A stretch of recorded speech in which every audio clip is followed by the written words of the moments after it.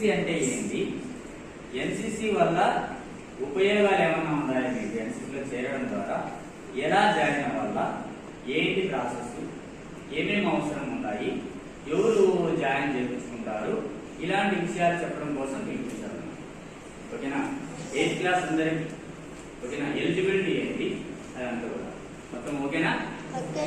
ఇప్పుడు మొట్టమొదటిగా ఎన్సిసి అంటే ఏంటంటే నేషనల్ కెడెట్ కార్ప్స్. చెప్పండి,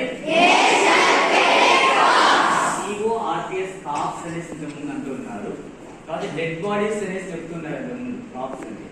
కాబట్టి అందుకని ఇప్పుడు ఏం చేస్తారు, కోర్ అంటారు. సిఓఆర్పిఎస్ ఏమంటారు, కోర్, నేషనల్ కెడెట్ కోర్.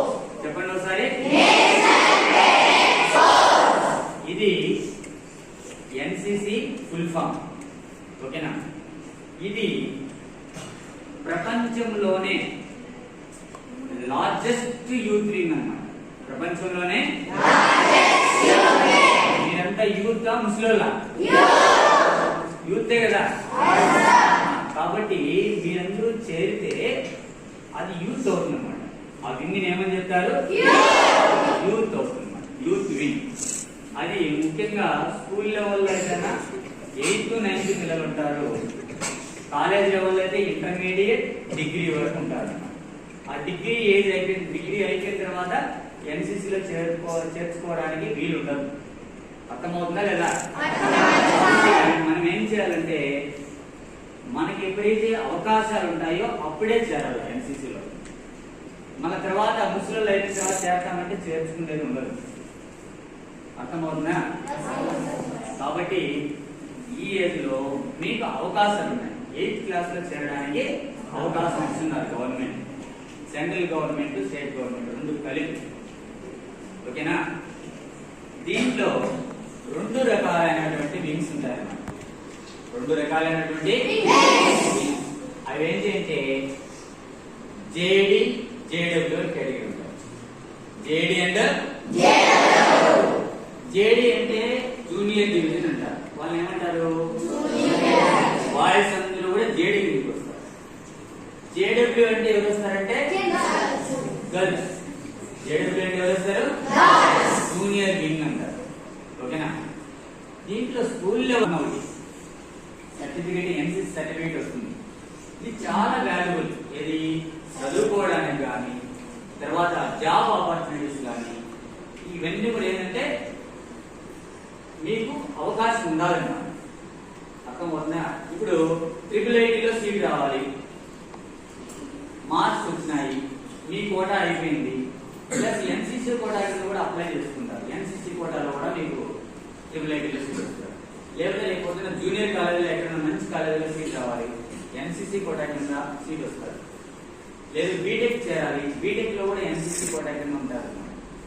లేదా ఎస్ఐ, కానిస్టేబుల్, ఆర్మీ ఇలాంటి సెంట్రల్ గవర్నమెంట్ జాబ్స్ కు ఎస్ఐ కేటర్ వరకు కూడా ఏముంటుందంటే స్పెషల్ మార్క్స్ ఉంటాయి అన్నమాట. స్పెషల్ కోటా ఉంటుంది, పర్సెంటేజ్ అంటే 2%, ఏ సర్టిఫికేట్ అయితే 2%, బి సర్టిఫికేట్ 3%, సి సర్టిఫికేట్ అయితే 5%. ఈ కోటా ఉంటుంది. ఈ కోటాలో మీరు సెలెక్ట్ అయ్యడానికి అవకాశం ఉంటుంది, జనరల్ గా సెలెక్ట్ కాలేకపోయినా. ఓకేనా, ఇది జనరల్ గా ఈవెన్ డిగ్రీలో అయినా సరే, పీజీలో అయినా సరే సీట్ కావాలంటే ఎన్సిసి కోటా అంటే కొద్దిగా ప్లస్ పాయింట్ అన్నమాట.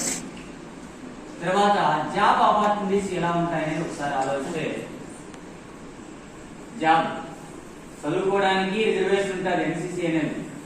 జాబ్ ఆపర్చునిటీ ఇప్పుడు ఈవెన్ ప్రైవేట్ కంపెనీస్కి వెళ్ళినారు అనుకోండి, ప్రైవేట్ కంపెనీస్కి వెళ్ళినారు, మీకు ఎన్సిసి సర్టిఫికేట్ ఉంది, ఎన్సిసి అప్పుడు ఏం చేస్తారు వాళ్ళు, ఎన్సిసి అంటే డిసిప్లిన్ పిల్లోడు, కొన్ని లీడర్షిప్ క్వాలిటీస్ ఉంటాయి, నాయకత్వ లక్షణాలు ఎక్కువగా ఉంటాయి పిల్లోడికి అని చెప్పేసి ఒక టీమ్ స్పిరిట్ తో ముందుకు వెళ్తాడు ఈ పిల్లోడు. అలానే ఒక టీమ్ ని యాక్టివ్ గా రన్ చేయగలడు. కాబట్టి అలాంటి యూత్ వింగ్ అనేది ఏర్పాటు చేయడం అంటే, మీకు సరే ఉద్యోగం రాలేదు, తర్వాత సర్టిఫికేట్ యూజ్ కాలేదు అంటున్నాం. ఈ 2 ఏళ్ళు తీసుకునేటువంటి మీ ట్రైనింగ్ లో ఏం చేస్తారంటే వాళ్ళు రకరకాల ట్రైనింగ్ ఇస్తుంటారు. ఇప్పుడు ఇక్కడ డ్రిల్ ప్రాక్టీస్ చేపిస్తారా, మార్నింగ్ లేసేది అలవాటు చేపిస్తారా, ఫిజికల్ గా ఫిట్ అయ్యేది నేర్పిస్తారా, మిగతా వాళ్ళకి సారికి ట్రైన్లు కళ్ళు విక్కన పడిపోతా ఉంటారు. సో అట్లా లేకుండా ఏం చేస్తారు, ఖచ్చితంగా మీ ఫిట్నెస్ ని పెంచుతారు అన్నమాట.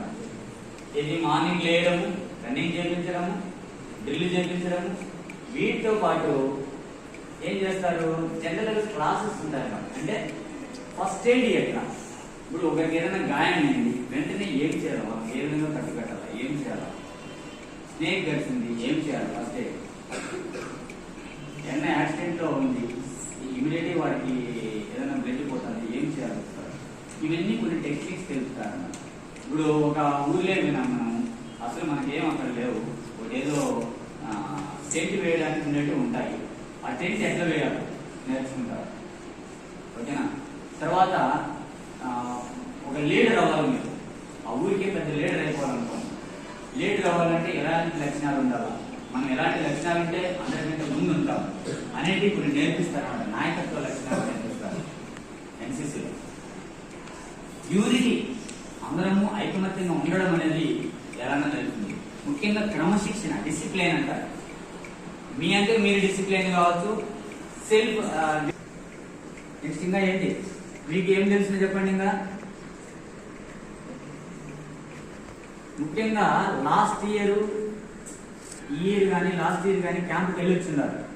లాస్ట్ ఇయర్ భవ్యశ్రీ అనే అమ్మాయి ఐజీసీ క్యాంప్కి వెళ్ళింది. ఎక్కడికి వెళ్ళింది? ఐజీసీ క్యాంప్ అంటే 4-5 క్యాంపులు చేసి అక్కడికి వెళ్ళింది అనమాట. సెలెక్ట్ అవుతుంది అంటే ఏ దాంట్లో, ఫైరింగ్. ఎప్పుడన్నా గన్ను చూసింటారా మీరు? రియల్ గన్ను చూసింటారు బాబు.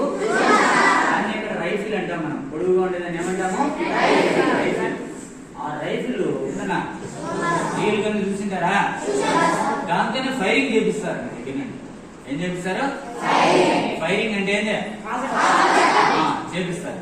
ఆ అవకాశం ఈ వయసులో మీకు ఎవరైనా ఇస్తారా? మన ఎన్సీసీ కల్పిస్తుంది అలాంటి అవకాశం. ఏం కల్పిస్తుంది? ఫైరింగ్. ఢిల్లీ వరకు వెళ్ళే ఛాన్స్ ఉంటుంది. ఇంకా ఢిల్లీ వరకు వెళ్ళే ఛాన్స్ ఉంటుంది మీకు. ఓకేనా, కాబట్టి ఎన్సీసీ అనేది చాలా ముఖ్యం లైఫ్ లో. ఇప్పుడు నరేంద్ర మోడీ ఉన్నారు. నరేంద్ర మోడీ ఎవరు? ప్రధానమంత్రి అంటే ప్రైమ్ మినిస్టర్, మన ప్రైమ్ మినిస్టర్. అంత స్థాయికి ఎదిగినాడంటే అతను ఎన్సీసీలో ఉన్నాడు. అర్థమైందా? ఏ దాంట్లో ఉన్నాడు? ఎన్సీసీలో ఉన్నాడు.